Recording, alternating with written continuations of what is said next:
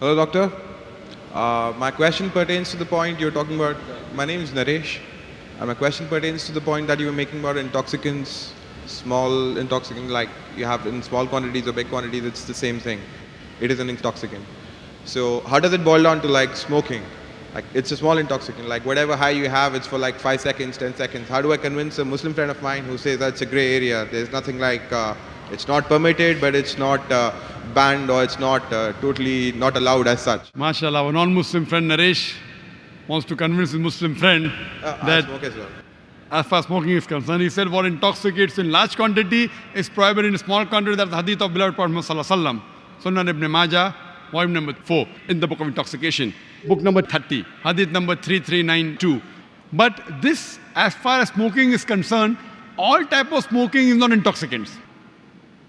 But I know ganja, charas is intoxicant, so that falls in the intoxicants. But if it is not intoxicating, previously there was a fatwa amongst the shuyukhs.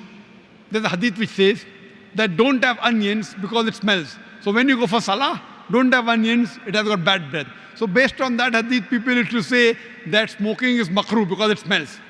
Because of lack of knowledge of science. Today, we have come to know that tobacco, in any form, smoking, chewing, etc., is the second largest cause of death. The first largest cause of death is alcoholism. Several millions of people die every year. It is the single largest cause of death. More than terrorism, more than war. Every year, millions of people die. The second largest cause of death is tobacco. According to World Health Organization, every year, more than 4 million people die only because of tobacco. Now, based on this, there's a verse of the Quran in Surah Baqarah, chapter number 2, verse number 195, which says, do not make your own hands the cause of your own destruction. That means committing suicide or causing self-loss is prohibited. So based on this verse, today we come to know smoking is nothing but slow poisoning. So based on this verse today, there are more than 400 different fatwas from different parts of the world that smoking is haram, tobacco is haram. Only in India, where I come from, there the scholars say makruh, because many have tobacco, so they say makruh. But today, Saudi Arabia, Egypt, many parts of the world, there are more than 400 fatwas saying that smoking and tobacco in any form, nicotine is haram.